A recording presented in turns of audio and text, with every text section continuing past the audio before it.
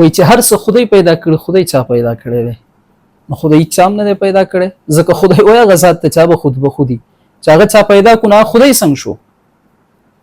خدای هیڅ چا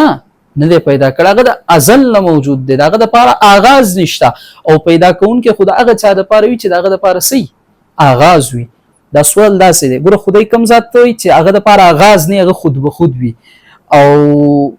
پیدا کړی شوی سیز هغه وي چې هغه د پاره آغاز وي نو د سوال داسې دی وای هغه ذات چې هغه هیڅ چا نه دی پیدا کړی چا پیدا کړی نو سوال ټیک دی